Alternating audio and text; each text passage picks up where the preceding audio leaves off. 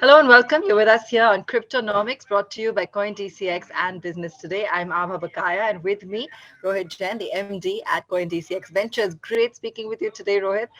And I'm really looking forward Good to to diving in, when it comes to the Web3 technology here in India. Just really going into it in a bit more details because we do talk about it. We do talk about how it's important and a part of the intrinsic, growth story that we're building. But if we could just go deeper into the layers and really truly understand the kind of technology that we're looking at here and how it's instrumental in terms of the future. Sure, absolutely. Good to meet you, Abha. Thanks for taking the time. I look forward to this conversation.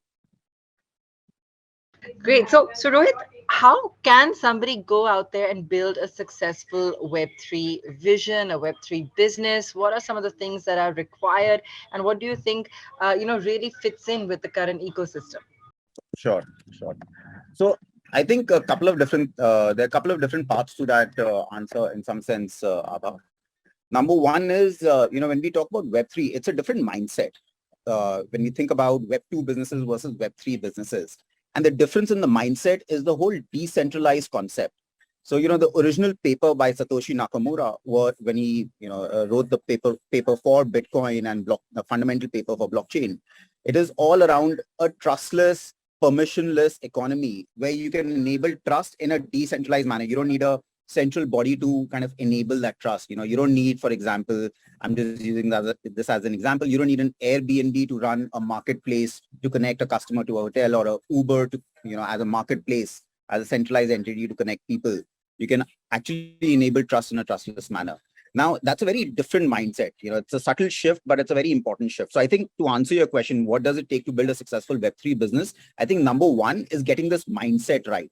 And it's not easy to make that switch from building the business in a centralized manner to a decentralized manner. When you're building it in a decentralized manner, not only are you spreading the economics with a larger group of people, with everyone who's contributing, which is the right way to do it in some ways, but even the governance and the decision making is decentralized. So all of that is a very different mindset. So I'd say that's one and the most important thing, that you need to get into that mindset yourself.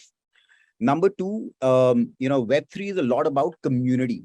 It's way more about community than customers. At least that's the way it looks like today. Tomorrow it's going to evolve into something more, something different once the masses come on board. But today your customers are your community members. They are way more engaged than only and only a customer. In some ways, they are stakeholders in your protocol. They share in the profits of the protocol. So the way to, you engage a community, the way you build a community becomes as important as the tech that you're building. You can have the best tech, but if you don't do a good job of building and managing a community, it may not work. So I think that's one of the differences between a Web2 business and a Web3 business, that you need to start thinking about community very, very early on. The third component to your question in terms of, even what areas can people look at, I think what's happening right now is the infrastructure layer of Web3 is being built out. The application layer is being built out in certain areas. For example, DeFi, gaming, NFT, there you see a little bit of the application layer being built out. But for the most part, we're still in day one of Web3, which is why the infrastructure layer is being built out. And that's the area where we see a lot of traction, where we see a lot of companies focusing on trying to build the infrastructure, the plumbing, the piping and the plumbing to kind of enable a Web3 ecosystem. So, those were, I would say, three components. One is you need to have a decentralized mindset yourself. In addition to product, you need to be thinking about community.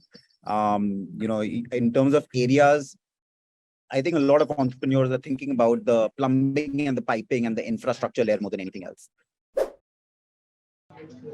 All right, wonderful. And it was great chatting with you, Rohit, hearing how passionate you are about this and also how intensely this space is building up and a real shot at, leading on the globe stage. Thanks so much for joining us. Absolutely. Thank you so much. It was a pleasure speaking with you, Abha.